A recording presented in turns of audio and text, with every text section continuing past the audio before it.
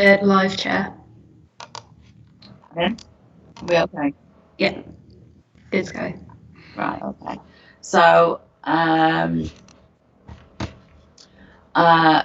afternoon, everyone. I will apologise for being a little bit under the weather today. So please bear with me on that one as well. So the first point on the agenda I have got is apologies, and we've got apologies from Scott Tompkins and Dave Shilton, but Scott's items are being covered, so we're okay on that. Members' disclosure of pecuniary and non-pecuniary interests. Is there anybody that needs to make any disclosures other than what's already written and logged with the council? Can't see any hands going up on that, so I'll take that as a no. If anybody needs to shout, please shout. Okay, that's a no. Chair's announcements. Just to mention that we've got the joint OSC with adults on the 25th of November, which we are currently in the process of organising, and we will be distributing more information about that next week, the end of this week, beginning next week, I believe. Just to clarify what's going on, that's off the back of a motion that was passed at full council a month or so ago, I believe. And that's all for Chair's announcements. On the minutes of the previous meeting, I'll go through the minutes. Oh, paper should be in the post now, so you should be getting those for the OSC on the 25th. So has anybody got any issues with the papers from the last meeting? I will go through pages, page by page. We've got page 2, page 3, page 4, page 5, and page 6. I'm not seeing any hands, and I'm not hearing any shouts, so I'm taking it, I can sign those off as a true and accurate record. And the next item on the agenda will be public speaking. I haven't been notified of anybody wanting to participate in public speaking, so we will move straight on to questions to portfolio holders if anybody's got them. I will caveat this with if you have a question that's more relevant to any of the other agenda items, can you keep them for those agenda items as we move through the meeting, so as not to double up on questions at this moment in time. I can see 2 hands up already. Let me just check with this, because last time my hands weren't working quite so well. I've got John, Councillor Holland, and then Councillor Condacor. So, Councillor Holland, if you'd like to go first.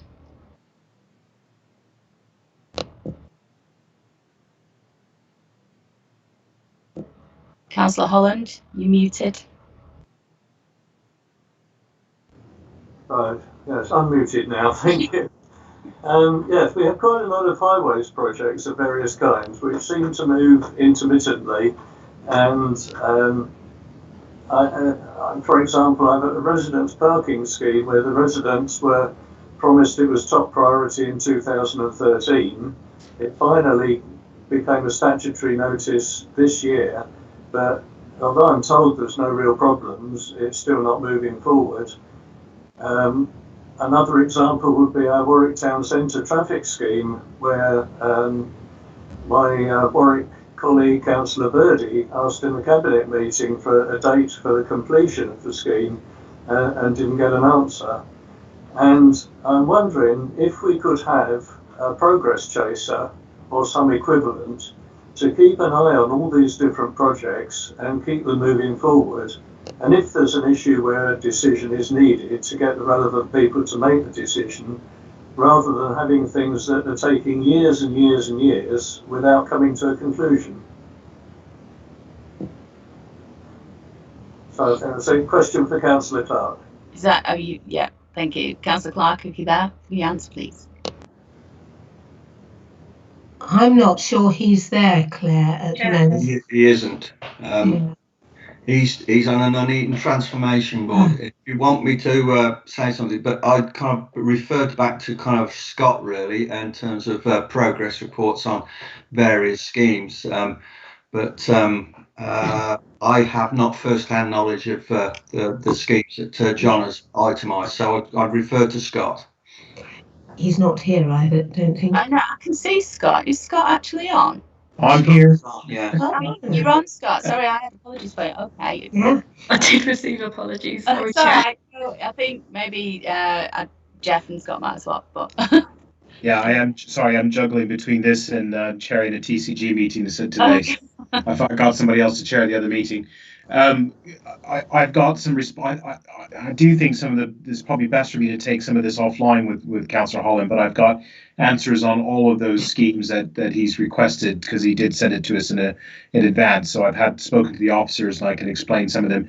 We do provide a regular update through our major schemes board, on the progress of schemes. But there are so many different schemes that are being looked at that we really need to do it almost on an individual basis, because those different schemes progress at different times. But there are so many in the program.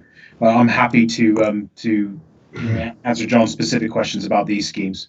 okay, yeah. Claire, can I just pick up a point that John did say, and Scott quite rightly talked about major schemes, but some of these are not major schemes. They're just minor councillors' commitments to their residents, and it's how we might progress that. And I suspect if we did it on an area by area basis, had a sort of flow chart of how these might progress, I think we would all find that quite useful, actually. And I wonder if we could perhaps work with you to see how we could develop something of that nature. Yeah, I think that'd be useful for quite a few people, to be honest. So I would see something like that. Yeah, I'd take that away. Councillor Condicourt, I can see your hand up. Can you confirm? Thank you. Yeah. Thank you very much, Chair. Two issues. One is delegated budgets, little projects are still going painfully slow, and we've got no feedback on them. One particular one, I need some bus stops on the Heim Lane converting to actually have a pavement, so people don't stand in a grassy verge that's wintry. And simple project, but we've just got no feedback on where it's going. So that's still ongoing. And second, I see on the forward work programme governance arrangements for West Midlands Rail Executive. It is really, really important. We've had a lot of projects that have gone wrong or gone slow, and we just don't get any visibility if you're not the portfolio holder who's going to these executive meetings. So I hope the new governance arrangements will somehow report back to us far better and give people who aren't the person who's going to the meetings more feedback. We've had a massive amount of work done, and there's a lot of stuff still to go. We've got the West Coast mainline changes after HS2.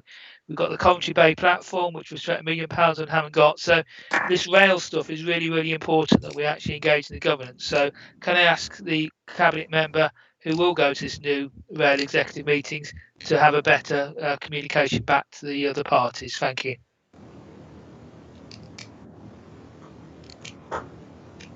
That would be Jeff again, wouldn't it? But he's not here. Mark, are you able to pick up on any of the questions that have been raised so far? I can see your hand up. I did put my hand up. Yeah, so I was being polite, Claire. So I was waiting. Yeah, I think we could do better on tracking. And I take the point Izzy makes about working perhaps on a locality base and having some kind of tracker or flow chart for schemes, because there are schemes that run slowly and things happen on, but there's also scores of schemes that are all going on at any one time. So, I think visibility and being, keeping people up to date is a really important thing. It's linked to as well with, I know, the work Scott's been very proactive on in terms of the management of the capital budget, which, in the past we've often had questions here about slippage and what have you. And that's about really managing that budget in a better way, putting things in the right year to start with, which really helps on the way this actually comes across. So I think those two things linked together, you know, the flow of the money and the spend and the flow of projects against what we promised to do, we need to find a way of tracking that and making the information accessible. Major Schemes Board, yes, is really good for the people who sit on it and really keeping a firm handle on the governance of the really big stuff. But, you know, that's the tip of the iceberg. So I think there is some work that we can take away, and one for me and Scott particularly to talk about with Jeff. Thank you. Thanks. So I've got hands up now from Scott, Councillor Fradgley and Councillor Butlin. So Scott, do you want to jump in again? Claire, it was just to come back on the about delegated budgets. So just to make members aware, so we through the process we took through Cabinet earlier this year, delegated budgets are changing, and one of the things that's going to change is the ability to give more transparency to where delegated budget schemes are at in their delivery. So the intention is that by next summer we would have a website up that would have a report which shows for each member what schemes are being delivered for that member in that year and what the status of each one of those schemes are. So we're not quite there ready to do that yet. We've still got some work to do.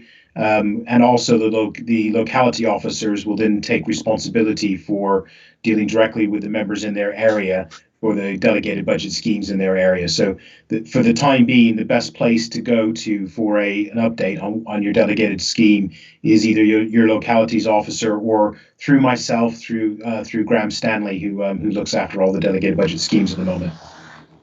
Thank you. Thanks. Peter, are you going to add to this part of the conversation, or have you got a new question? Did you ask me that one?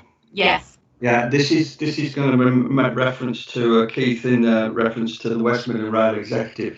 West Midland Rail, which I'm chair of at the moment till May, is basically a rail operator. It is not kind of is more or less a consultee to major capital projects.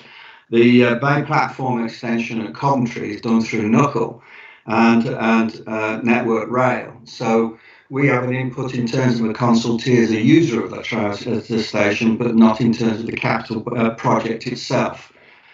So the reasons for the hold upon the Bay Platform, one is because of the City Year of Culture for Coventry. We're basically concentrating on upgrading the look of the station. And also the problems with kind of a diversion of existing routes and what have you. We've kind of found a solution to that, and also the original budget for that one is far exceeded by the kind of budgets that have come back through. We've managed to find a way of kind of reducing the cost of that. We are now kind of working that through with Network Rail, and also kind of going back to government in terms of actually get extra funding. But it hasn't gone away, and the project is underway in terms of kind of finding solutions to the problems that have come away, mainly about the amount of money involved. So, and also West Midland Rail itself has a minimal input into that. Most of it is done through Network Rail, different projects through different areas, and also the government itself. Okay, thanks.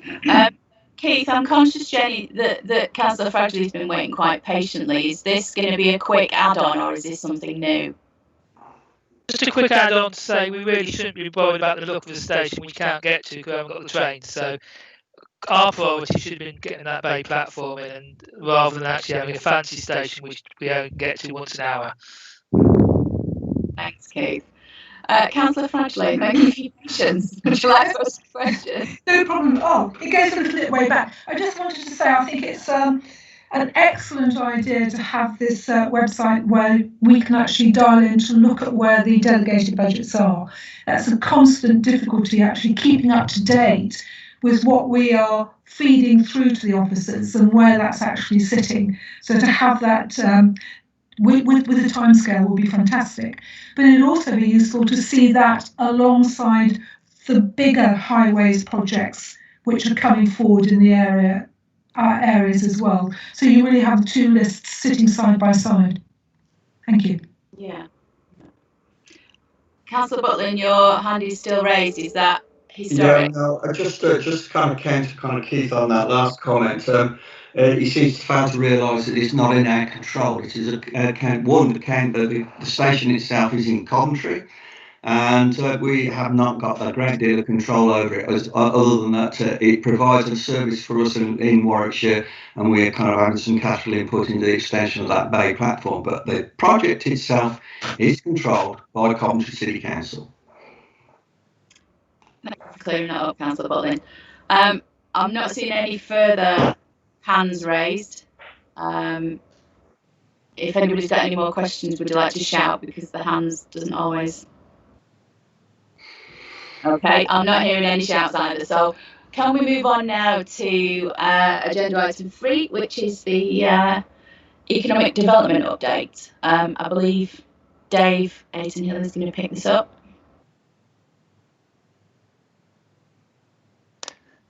Any questions? Yes, I couldn't Yeah. Sorry, thanks. Sorry. Yes, happy to do a quick overview and take any questions if that would be helpful. Yeah, we've also got councillors Butlin and Second that will be happy to answer questions on this as well if necessary. So yeah, if you can just do a quick overview and then questions can be directed as necessary. Yeah, no problem. I've got probably just 4 core things I wanted to talk about. One, as part of the sort of enhanced restrictions from government, there are new national government schemes to support businesses, just so members are aware of, and we've detailed those in the paper. There is the sort of the grants, sort of emergency grants to businesses that have been forced to close, which is on their rateable value, and they'll get a grant from the business rates authorities and district and borough councils based on their size, and they can access that even if they are still operating click and collect. So we see, and we've noticed in this lockdown period, a lot of the retail businesses and many of the hospitality businesses are doing a kind of click and collect service, which they've learned and adapted from the first time around. So the high street is still active in a much more than it was in the first lockdown period. But there are these emergency grants for those forced to close. There's also what's now called an additional restrictions grant, which is a more discretionary grant scheme for the district and boroughs that have been awarded. And across Warwickshire, that's about just over £11 million that they can use to fund and support businesses who don't get those emergency grants. So it could be those who are in the supply chain. So, a supplier to a shop or a supplier to a wedding venue. So they can use it in that way, but actually they've got discretion to use it much more widely if they so wish. And so we are working with the districts and boroughs to try and coordinate a standard approach, allowing for local flexibility in those areas, which would have sort of 3 elements: grants to support those businesses that are being particularly adversely affected by closure, but then also a pot to think about businesses adapting and thinking about the future and looking to recovery, so a much more forward-looking grant programme, and then also some support towards business advice and guidance to help businesses really maximise the use of the funds and support available to grow and adapt their business in light of the changes. So these are national government schemes coming in, but we're trying to make best use of them in Warwickshire. So that's one thing I wanted to talk about. Of course, on top of those, we have our suite of economic recovery packages and projects that we are funding as part of the County Council, working with our partners and stakeholders. Things like our digital training for retailers, which has of course been very popular at the moment and really helped a number of those businesses to adapt, to get online. Our Survive, Sustain, Grow programme to help businesses think through their business plans. Our loans and grant schemes, which have been really helpful for businesses to access finance. And we have a tech challenge open at the moment, closing on Friday actually, but this is a call out to our digital technology and creative businesses to think innovatively about new solutions that they could put in place to help town centres and town centre businesses. So we're really hoping that the tech community will come up with some really interesting proposals that will help us support our town centres in a new and different way. So there's a suite of programs and some updates in the document there for you. The third bit, I suppose, is around the difficulty of responding to redundancies. We know that there are significant levels of redundancy happening at the moment. Businesses are struggling, they are laying off workers. We're not seeing as much as we had feared, but we are still seeing some. You hear them in the news on a regular basis. So as part of that, we have established a redundancy support programme with our colleagues at City Council and the LEP, and with Job Centre Plus and DWP. This is a kind of wraparound programme to support businesses who are looking to make redundancies.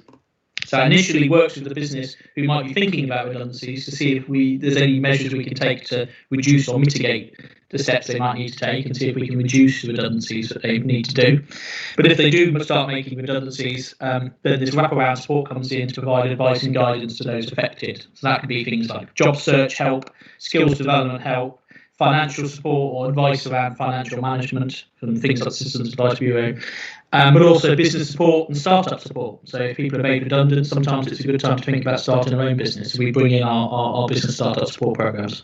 So we have this kind of a suite of support measures to help people being made redundant or at risk of redundancies. And we've also got a redundancy tracker in place, so we're trying to track what's happening in a local area so we know what the picture is and can adapt and adjust towards that. And then the fourth point I just wanted to make is, it's not all bad news. I wanted to say, there are things happening. There are still investments happening in the county. We have seen businesses expand and grow during this difficult time. We have seen new businesses come into the area. We have seen start-up businesses happening. Our business centres are still because they're providing affordable, flexible space for smaller, newer businesses. And we're working with government around attracting investment around future mobility. And of course, we have the Mega Labs announcement, which is very positive news at the beginning of this week, and we're working very proactively to maximise the local impact on that as well. So not all bad news, but obviously we know it's a difficult time, and the council and our support partners are working collectively to try and help. Yeah. Thanks, Dave. Redundancy is something that I am very well acquainted with. And I have to say, it is a very, very tough job market out there. It really is. So as much help as possible as can be given to people to assist them in any way is most welcome. It really is. Just while we're on the subject of redundancies, and just to get it out there in case people aren't aware, that if you were made redundant during furlough, you can actually be re-employed and re-furloughed by the company that has made you redundant for the remainder of furlough, which is I think until March. Not all companies are willing to do that, and that's, they have their own reasons for that, but some people, it might be worth the ask. And it's not something that many people are aware of, so that might be, an option for some people if it just keeps the wall from the door for a couple of months, gives you a bit of breathing space. But now we'll go to questions. So John, your hand was first, and then followed by Councillor Connicourt. So Councillor Holland, over to you. Yeah, thanks, Chair. Can I say, Dave, I really welcome the package of measures that you're putting forward, and I think there's absolutely no doubt that the medical emergency that we have now is something which none of us have ever experienced anything like it before, and inevitably we need to stay a bit agile because it will develop and in some ways unpredictable. I have experienced in Warwickshire an economic collapse of this kind in the 1980s, and the County Council actually came out of it with considerable credit and bought land in each of the 5 districts and borough council areas and used the power as landowner to decide which businesses would be set up there, going very much for more knowledge-based, higher wage type of employment. And the work done in the 1980s by the Economic Development Unit then, led by Jeremy Howes, has lasted and contributed to our prosperity today, and worked very much. And you mentioned training and upskilling That was important because the colleges then were part of the county council, and that's how I came into Warwickshire as part of that, of making sure that we had the skilled workforce to go with the businesses that were attracted and were given manageable bits of land which they could develop and put up their buildings. Working with a lot of EU money which came through Manpower Services Commission for training, and the initiative from the county council in land ownership and us setting up businesses has worked for the 40 years since then. We don't know how this is going to work out. The furloughing is continuing, I think, till Easter. The Chancellor may well extend it beyond then, we don't know. So I think at this stage, the package of measures you put forward makes sense, but I think we need to be thinking at the back of our minds, if this goes on for another 2 years, we may need to take much more stronger action, or we may not. Thank you.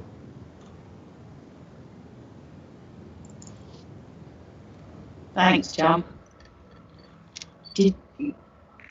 Was that a question, or was that more of a statement? Yes, it was just more of a statement, a comment rather than a question. Thank you, Chair. Oh, right, okay. Thanks. Councillor Condacore. Thank you very much, Chair. A couple of things. First, it's a very, very good report. All the different paragraphs and different things going on are really welcome, particularly the links. I hope I have time to look at a few of them later. But there's also a few areas that haven't got a paragraph in here, which obviously the question is what's going on with some of the other opportunities. One is food and farming. That's a massive opportunity for Warwickshire, and maybe something that some people need to move into, particularly with the changes was losing access to the EU and all sorts of things going on at the moment. I think the food and farming is an area that we should be looking at creating more wealth in Warwickshire. Secondly, it talks about BMW engine plants. Well, I think that's probably a bit short-sighted, having an engine plant. So I hope it's converted to an electric motor plant at some point. I don't know how sort of future-proof a lot of our motor industry stuff is going. I know there's a lot of forward-looking stuff on the battery side, but you don't just have a battery, you have the motor and you have all the regenerative braking and things. So that'd be something that'd be interesting to have an answer to. And finally, it's the arts and entertainment and culture things. You've got the OSC in here, but there's lots of smaller venues around Warwickshire, some of which have got funding from the Arts Council stuff and some haven't. It seems a bit strange who hasn't got funding, but it'd be good to make sure that we get as much arts in the other parts of Warwickshire as well supported. Thank you, Chair. Thanks, Councillor Condacore. I can quickly respond on a couple of those points. That would be helpful. Just very quickly on two elements. On the BMW engine plant, I think it's probably worth highlighting the Hams Hall BMW engine plant is actually the site where BMW do their electric engines. It's their main UK base for electric engine production, and they're investing in that to improve their facilities. So hopefully that is with an eye to the future and their new technologies. And secondly, on the arts and culture one, absolutely recognised as a key sector, and one we haven't updated on in that paper is our Arts Challenge Fund, which is working with the creative and arts and cultural based industries to do interesting things to promote visitors and people into town centres. It's obviously a bit delayed at the moment because not appropriate to be getting loads of people into town centres at the moment, but it is part of our wide longer term package to kind of help support the sector, but also make our town centres and support visitor economy. Thanks, Dave. So I've got Mark and Councillor Seckham. So Mark, if you want to go. Thanks, Chair. I was just going to come on the back of Councillor Holland's point about skills and some of the opportunities in this difficult time. And just a very recent example, we heard about the Mega Lab. And just to let you know, we are in contact with Warwickshire College about the training opportunities that come around that. We're also in contact with the consultancy firm that are running the recruitment, so that we could really put our shoulder into making sure that as much local recruitment across the various job roles is achieved. and the other one is around the supply chain in local businesses. And it's my intention, and I've written a few probing emails already asking how do we get into influencing that to make sure there's local opportunities afforded to our businesses with regards to the ecosystem that will grow up around that lab. Thank you. Thanks. Councillor Sackham. Yes, and I wanted to pick up on the comments that I think it was Keith made about the farming community and the role that they might play, in particular around Brexit and what's going on there. So we have a relationship, of course, with the NFU, being the place where its heart is, and also we had a meeting. Mark and I had a meeting with them. It was about 10 days ago, and talked about the role that they play at the moment, particularly some of their concerns around European funding, which will of course come to an end soon, and the projects that they've got that are dependent on that. So we're working on that, and I've advocated on their behalf with ministers only last week, and the second point, particularly, I think that they have a role to play with Warwickshire, is around the green technology, around biodiversity, and energy as well. Being landholders, it's quite important, that part that they can play. And we ourselves have got tenant farmers who would be linked in with the NFU as well. So that relationship is there, and the meetings that we have been fairly regular, apart from this year, in that we were ever hoping to have a meeting in person, but that didn't happen. So we will continue with the virtual ones. Thank you. Thanks, Councillor. I never thought I'd miss face-to-face meetings as much as I actually do. Councillor Condico, your hand's still up. Is that historic or is that a new one? I just popped it back up when Mark was talking about South Warwickshire College and the Mega Lab. I'm quite keen that we get the spin-off into North Warwickshire as well. And we have got the train service that goes to Nuneaton, Bermuda, Bedworth and into Leamington. And we really do need those high-tech and skilled jobs for Nuneaton. And we are always faced a brain drain in Nuneaton because all the more high-tech computer games or biochemistry, it's all been very much South Warwickshire focused. So I really want that sort of equalised as much as possible. I mean, I'd have loved the lab to be built in Bermuda, but that's obviously not happened. But we do need to look at getting that benefit to be wider across Warwickshire and not just be a very well-off, affluent, high-tech little cluster around Warwick and Leamington. Thanks, Kate. Mark, do you want to come back in?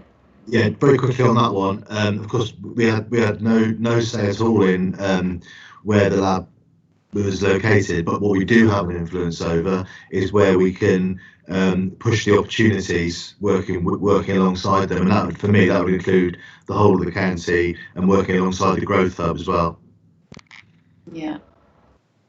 One thing I will say is that I'm quite pleased that the applications for the grants have been widened to businesses that are affected in the supply chain and not just those directly dictated to close, because we've had I've been speaking to quite a lot of people lately. Actually, I've joined the Chamber of Commerce as well, just trying to just get out there and make some more contacts, and that is an overwhelming sense of somewhat people feel slightly as though it's injustice that they are not told to close. However, they can't claim any assistance from government. So it's actually nice that has been addressed somewhat. We'll see how far it goes, and I would hope that the structures that you're putting in place and the remit for grants are actually fairly flexible on that, because there are an awful lot of people who do business to business,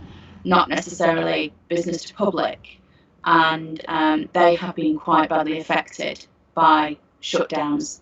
when they cannot shut down themselves. So I'm pleased that that's being looked at now. Sorry, I jumped in there. Jenny. Just very briefly, I mean, Keith was talking about looking after the north, which obviously we need to do, but just actually a shout that South Warwickshire has taken a massive hit in this COVID experience, and we need to be looking, as you say, evening out opportunities across the county, as sadly South Warwickshire is in some difficulty at the moment as well. I think it's worth saying, Claire, that Warwickshire County Council is interested in all Warwickshire residents, all Warwickshire young people, and we have a focus on the whole county and the need to get the best jobs to all the people who need it. So it's not the north, it's not the south, it's Warwickshire. I'd agree with that, Izzy. Thank you. Good, thank you. Andy, Councillor Crump. Yeah, I think Councillor Fradley, Councillor Second were basically taking most of what I was going to say. I even though it's not my ward, I worked in Leamington for 31 years nearly, straight from primary school, I hear you say. But that area in particular, Clement Street or Tatchbrook Road, I was involved several times getting money from the single regeneration budget from the Advantaged West Midlands to help regenerate that area. And areas of deprivation are not exclusive to the north, they are in all parts of the county. And that area around Leamington was particularly deprived when I was working there. So I welcome this opportunity for the Mega Lab to come to Warwickshire, and I'm sure there will be spin-off benefits for all parts of the county and help. Again, it shows the confidence that we're a well-run authority, and they can come and seek at the infrastructure, and there's also plans to working with Park Ride and all sorts. So it shows we're ahead of the game. So I'll just like to echo the points that Councillor Bradley and Councillor Second made rather eloquently. Thank you. Thank you, Councillor Councillor Condacor, your hand's up again. Is that a historic one? I have to ask because I never know with my computer. No, it's me again. I just wanted to make the point that the lab looks like it's in a good location relative to the railway station in Leamington, and it's trying when we are working on the detailed plans to actually make things work as well as possible to get access to it, because Stratford gets a train to Leamington. Leamington's actually quite good in terms of rail connections, so it's trying to mean that you don't have to be affluent, have a car. We actually have this all tied in to our transport network.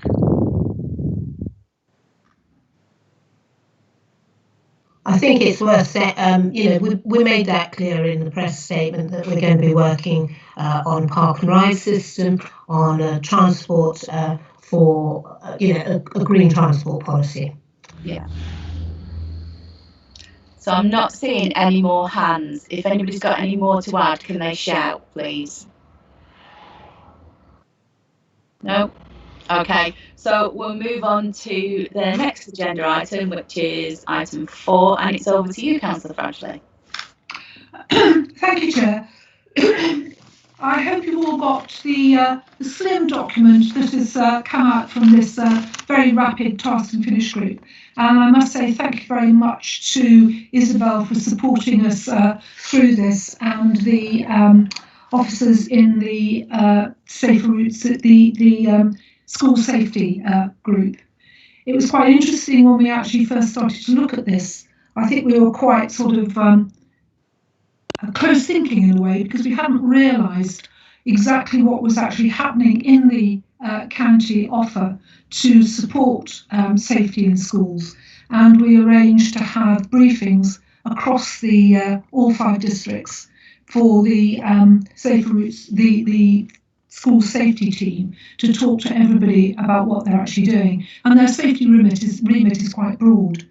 But looking at the where this really came from, it really comes off the back of climate change and improving green travel, and making sure that youngsters have the skills to cycle safely, to walk safely, and for the county to provide the infrastructure if and where it's necessary, even if it's just information.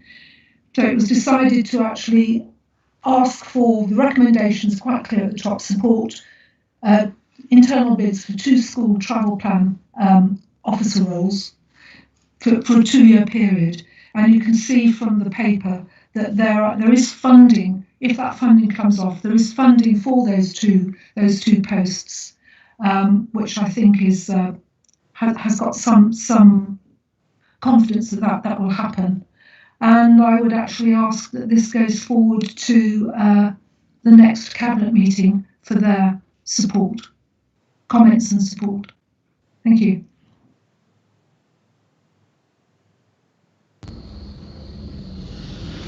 Thank you. I think my camera's gone off. I'm having a moment. There we go, back again. Yeah, I would like to thank this obviously predates my tenure as chair, so I'd like to thank you, Councillor Fradgley, for the document. It was quite a good read, and it's also good to see that things were already being pursued as well. So the county were somewhat on the front foot with this. Yeah. So I have hands from Councillor Condicourt, Councillor Holland, and Councillor Crump. So I'll take them in that order, if you will. Thank you, Chair. It's real eye-opening when I became a councillor as to how aggressive it is around school gates. We've had fights in the last week. We've had, or about 2 weeks ago, we had someone knocked over a car, arrested, and police come and ambulance. Yeah, the area around school gates should be a safe place, and quite often it really isn't. So it's really good to get 2 officers to work on this. And I'll yet again ask that these officers are allowed to look at speed limits, because so many of our schools are still in 30 limits. Higham Lane School at the Milby School after Higham Lane is right next to a 40 zone, and there's a 40 zone going up to where the housing's built. And we just need to calm down the areas around all these schools. Yeah, get the aggression out and actually try and make them nice places, because I say it is so competitive and unbelievably aggressive sometimes if people want that space right by the schools. And the other thing I noticed, County Council's been doing some tweeting about turning engines off near schools. It's unbelievable how many people sit for half an hour in a diesel car reading their magazine or playing on their phone whilst polluting the area around school. So I hope we can have a really good package to actually say, yeah, we need to look after these areas. So I really support this work. So I will put another plug in about speed limits, because it is a real bugbear, particularly because the people are aggressively trying to get to the school gates or trying to get past the school. It really is the wrong area, and I hope we can get some of these issues sorted. Thank you. Thanks, Councillor Condicourt. If you've ever tried to negotiate a 6-year-old to get their teeth brushed and put their shoes on the right feet whilst trying to make a 9 o'clock deadline, you would understand why people are so frustrated on the school run. Being a school run mum myself, I fully understand the issues around school gates from both sides, I have to say. Our local PCSOs have been doing quite a lot of work in local area schools. It's not me this time. So they've been doing a lot of work with errant parking, and it seems to be paying off quite a lot. Yeah, school runs are a thing, a real thing. Councillor Holland, anyway, over to you. Yes, well, we look forward to the school run being a thing of the past. Yeah. And I support the recommendation here very strongly. I've got 5 schools in Warwick West. 4 of them are now in 20 mile an hour zones, and we have been moving forward. And I think we just need to take every opportunity that we can. I have to say, the briefing we had from the school road safety team, the briefing for the Warwick District Council area, I was very, very impressed. I thought they were absolutely spot on and very forward looking. And I have to say, I don't want to be too critical of people in the past, but I have to say it was a big leap forward.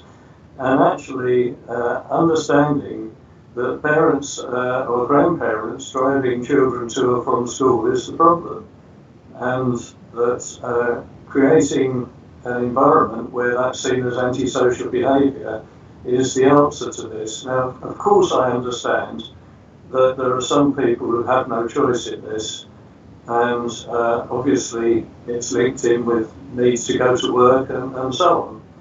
But I think there's still a lot more that can be done, and the road safety education targeted at parents and grandparents is absolutely the way forward.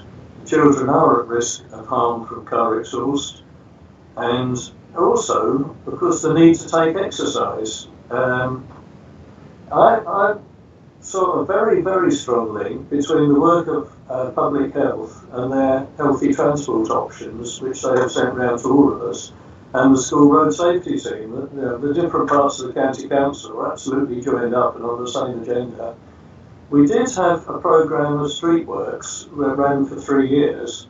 I know some of those projects are still not completed, but I think there is also a need for another bidding round for street works, and the 20-mile-an-hour speed limit could be part of that.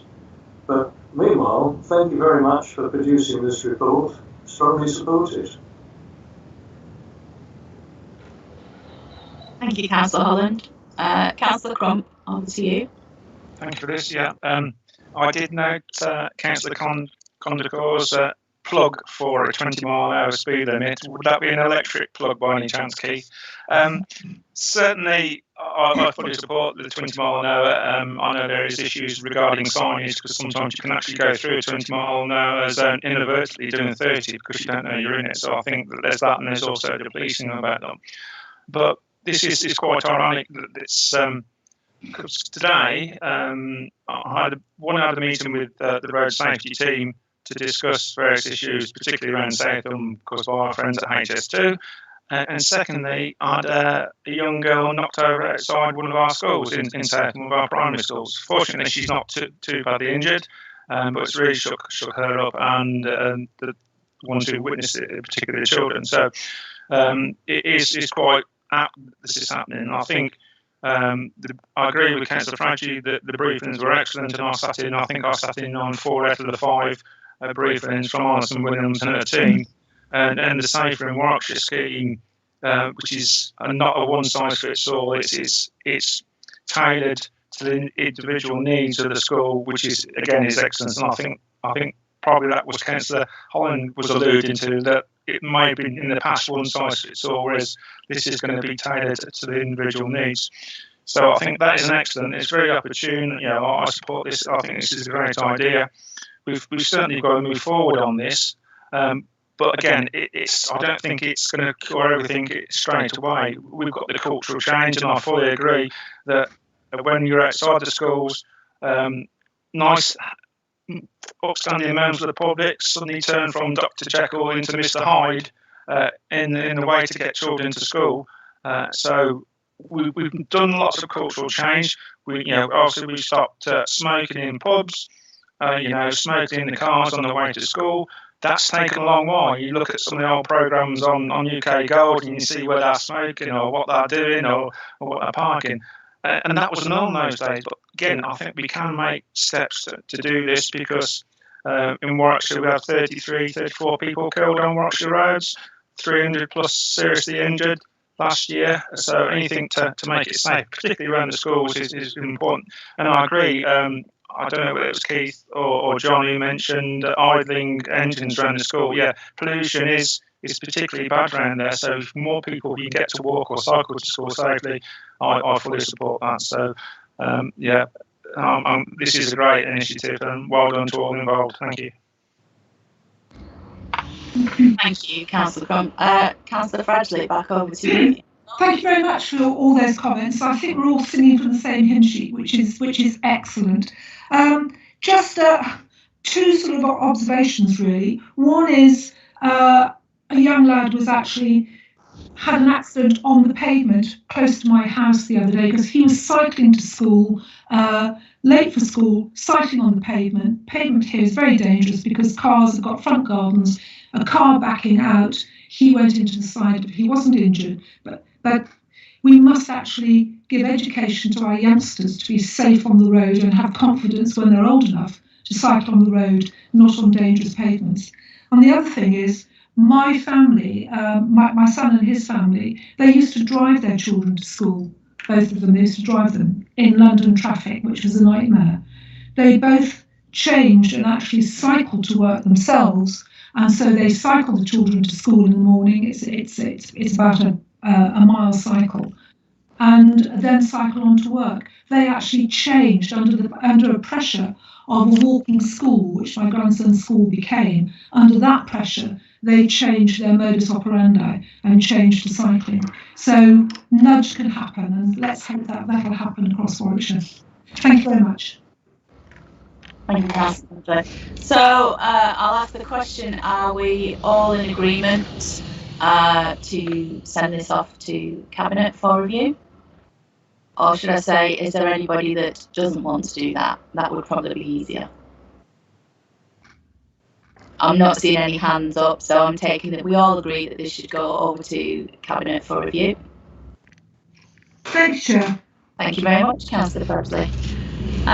So we'll move on to agenda item 5, which is the midterm progress report, I believe. Mark, you're picking this up. I will, yeah, not much by way of introduction, Chair, other than to say this covers the quarterly progress report from April to September, and has a financial element to it as well as a performance element. Safe to say that the colouring of COVID is sort of written all over this in terms of where it's taking some of the numbers, both in terms of performance and finance, both in positive and negative directions. And I've got Scott and Dave here too, so happy to take any questions on detail on any aspect of the report. But just by way of headline, I mean, it's interesting to note that recycling rates are up, yet recycling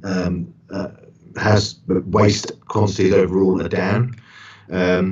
KSIs, our killed and seriously injured on the roads, are well down, which is of course to be welcomed, but the driver for that is, you know, far less vehicles on the road and the economy not doing so well due to COVID, and crime down as well. But you know, remember the period for this report is smack in the middle of the first lockdown and when COVID first hit us.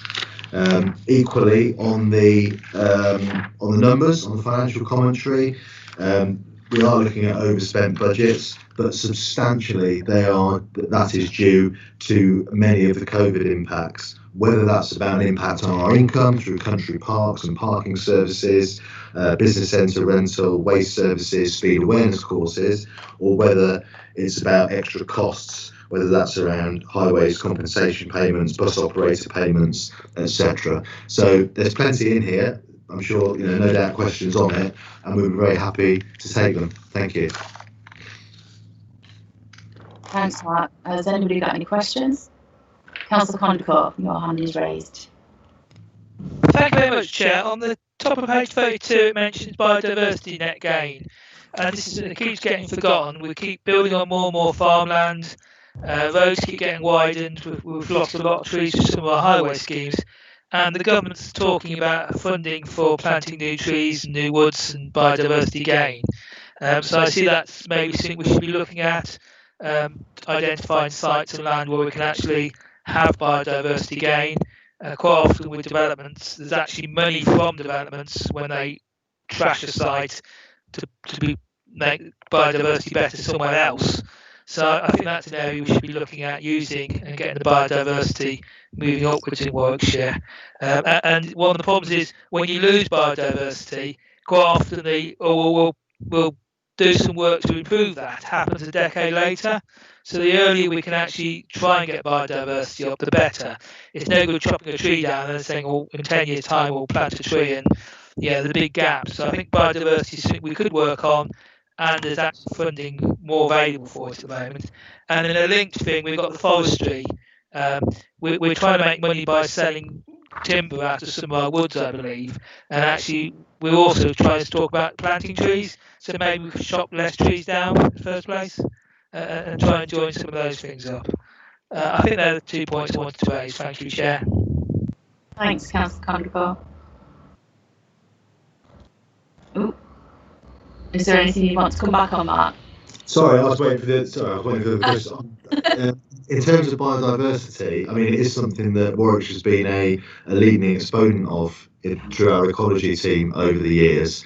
And I know that in terms of the use of tree planting in that regard, more recently, that's something we're looking at, that we could perhaps give more information to the committee on, including an update on where we are with biodiversity. In regards to that mix of forestry business, and yes, forestry, we are looking alongside all our teams at being more commercial. I don't think it's as simple as chopping down a load of trees and selling the wood, but actually tree management, doing that on behalf of other public authorities and some of the private business as well, is very much part of our thinking. And on biodiversity, Dave might have something to say, and on forestry, Scott might have something to say. Yeah, I can see Scott's hand up already. Do you want to just jump in there, Scott? Yeah, I was just going to say, just to be clear on forestry, the only trees that our forestry team takes out are trees that are unsafe, which are highway trees or trees that we're doing work for members of the public on. And on the highway side of things, we always then replace trees. So we can't obviously do like for like, but we try to anything we take out, we try to always replace. So they're very conscious of it, and we're quite involved in tree planting, both with the Warwick tree wardens. As a group of volunteers, which we assist to help to deliver additional trees throughout the year. Thanks. I had an issue with the tree earlier on this week, and I'd just like to say thank you very much for the guys that came out to sort that out, because it was an emergency situation and it was responded to very rapidly. So, yeah, thank you very much on behalf of the residents as well. Next, I've got Councillor Seckham. I can see your hand raised. Thank you very much, Chairman. I just wanted to also say that following on from our meeting with the NFU, this was a subject that we brought up, because not only is it about woods, trees and things like that, it's also, for me, it's absolutely critical that we retain green corridors so that our biodiversity has that chance to grow and to establish itself, rather than to be constrained into small sort of pockets. It's a critically important issue, which certainly I'm keen to continue to work with the NFU on, because farming methods and management methods of fields and hedgerows is going to be very important in this particular area. So, Keith, if that gives you any assurance, I'm particularly keen on green corridors to continue to create biodiversity.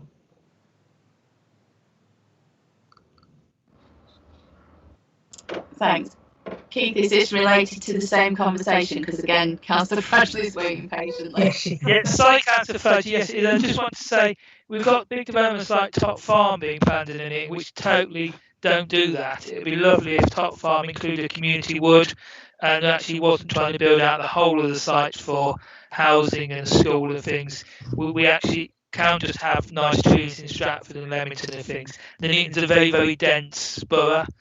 So I think when we are developing housing in Nuneaton, we need to be developing those community woods, because we are tree light, apart from Arby Hall, which is all private. So I think we do need to look at this a bit more. I think that's a very good point, and I think it certainly should be established in sort of when you're looking at plans when they come through. I think there should be some issues about how you get planting schemes.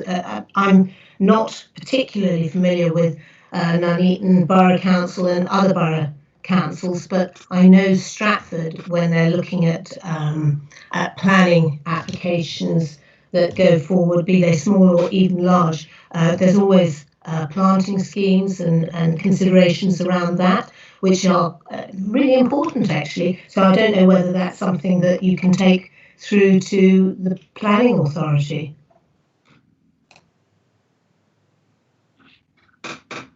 Thanks. Councillor Fradgley, would you like to? Yeah, thank you, Chair.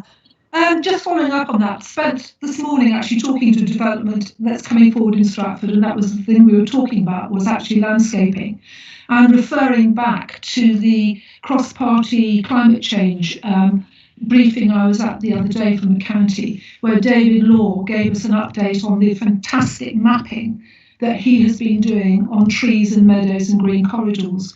Now that actually is informing the town council on what it wants to actually do within its urban area on the back of its neighbourhood plan. And I'm in discussion with Scott and with Jeff to see how we can take those ideas forward. So working on large scales and small scales, I think, and also supporting. There are so many small communities around the town, Stratford, which are actually asking to do something on the common land which they have close to them, and actually enabling that kind of responsibility, residents' responsibility coming forward. There is a change in the way people are looking at their environments at the moment, and the county, I must say, so far through Scott and Jeff, are being very, very supportive in actually supporting and making that happen. And thank you to David Lowe for the fantastic work he's done on the mapping. Thank you. Thanks, Jenny. Heather, I can see your hand up. You there? Can you jump in? Yeah, Jenny's taken most of what I was going to say, because obviously we've had many presentations at the cross-party climate group, biodiversity, the tree planting and all the rest of it. So I won't cover that, but what I will cover is that we have put out the consultation for the community scheme that we have around climate change projects, which will obviously include tree planting. So I would welcome members making sure that information on that consultation is spread far and wide to all the community groups and all the towns and parish councils, etc., and that you actually physically raise it with them so that they have a greater awareness of how they can contribute to how that scheme is put together, so that we get more schemes of all different kinds to tackle climate change across the county. So I think that covers everything, Claire, that I wanted to say. But because there is a lot of work going on in this area. Yeah, Thank you. Thanks, Heather. Keith, is that a historic hand? I'm asking. No, I always keep on come back. What Heather says is great if the land's available. I think one of the faults we've got in the meeting is getting land available. So if the county council could help more in terms of identifying sites for trees, because we just haven't got 300 square miles like in Stratford. We're very tight on land. So if we could, and also some things like school sites or other things where county council does own land, if there's little places where we can try and put a little copse or a bit of tree, that'd be great. Claire, would you like me to come back on that? Yeah. Yeah, we have also announced or publicised very widely the Woodland Trust for free packs out to schools and things about where to plant and how to plant. And the mapping that David Lowe has put together encourages us to put those green corridors. We know areas that are light on trees and those that are not so light. So, you know, we know where the trees need to go from that mapping. And the schemes that the Woodland Trust that we're advertising out to schools in particular may be a way to go on that. Okay, thank you. Thanks, Heather. I'm not seeing any more hands raised, so if there are any further comments or questions, can you shout out before we move on? No? Okay. So we'll move on to agenda item 6, which is the work programme. And I apologise if you can hear the rain, it's quite loud at the minute. The only thing I need to really point out is that the potential of PERDA next year, and looking at the dates, PERDA will start on the 19th of March 2021. So we may be subject to a little bit of juggling on things that are coming forward based on the fact that we can't discuss them due to PERDA. So that is the only thing really I need to put everybody on notice for. But apart from that, I think the work programme is standing as is. We've had to rejig the air quality through again circumstances beyond our control, but that was relayed to people earlier on before this meeting took place. So there's no change on that. We should be on track for the dates in February for the air quality now, hopefully. But apart from that, there's nothing else unless anybody needs to bring anything up. Councillor Connaught? Just a couple one-liners. The Knuckle thing, it says Knuckle Line, which is run by Coventry City Council. They're running the project, they're not running the trains. And also, I just want to ask the officers if the waste strategy, the national one, is going to move forward before the next elections, because obviously things got delayed, but there was supposed to be a new national waste strategy, so I don't know if that's going to land in the beginning of next year, or if that's put off to outside the period of this committee. Thanks, Keith. Mark, you've got your hand up. I did. Mine was on. I mean, you might want to bring in Dave first because you might have something to say about the race. And I'll come back. Dave, do you want to jump in? Yes, thanks. Yeah, on the waste strategy, well, our latest intel is that the government are looking to put out the second consultation document early next year, but we haven't got definitive dates, and there is a potential, of course, for that to slip. But yes, our understanding is it should come out in the first quarter next year. Thank you. Keith, are you coming back on this? I was just going to say it might be worth just putting on our work program as a maybe, because we do want to respond if there is a consultation on waste in the first quarter next year, because it does have quite a big effect. We can add it on as a TBC on the date. Yeah, our line items, if it's on there, that's fine.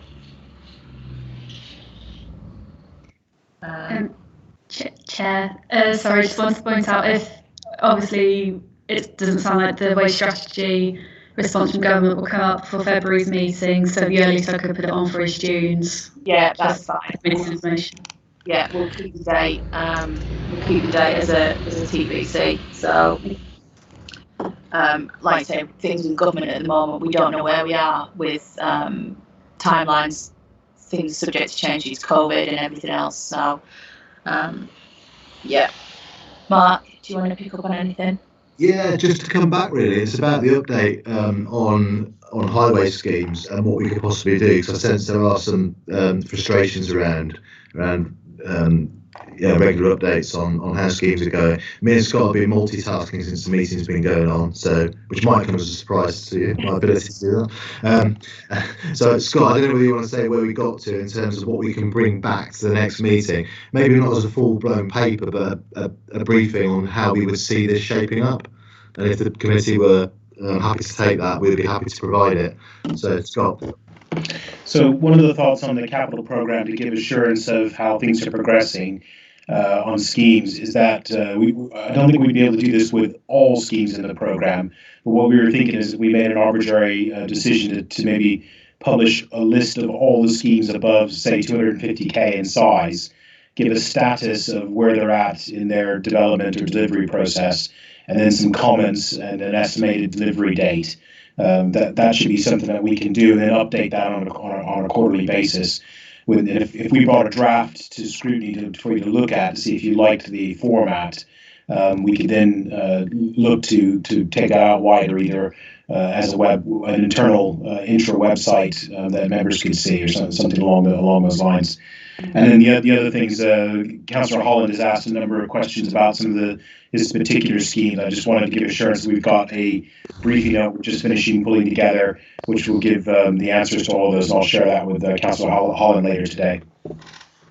Thanks, Scott. The February meeting's looking quite heavy at the minute. But what I will do is discuss the highways thing with you offline, and we'll come up with something to pass out to the rest of the committee, rather than kind of agree it right at this second. We'll have a chat about it. Yeah, is that okay? Thank you. Keith, your hand's up again. Yeah, I just wanted to ask if we've got a spreadsheet of all the capital schemes for highways, can we just include the rail and cycling and some of the other transports on the same spreadsheet? Because obviously we don't want rail projects slipping in the same way as we don't want highway projects slipping. yeah, we'll take that on board and we'll add that into the discussion when we have a chat about that. So is that everybody happy? I don't have any other urgent items to discuss. Has anybody else got anything that they need to bring up as an urgent item? If not, I will declare the meeting closed. Thank you very much, Claire. Thank you. Bye. Thanks. Thank you. Bye.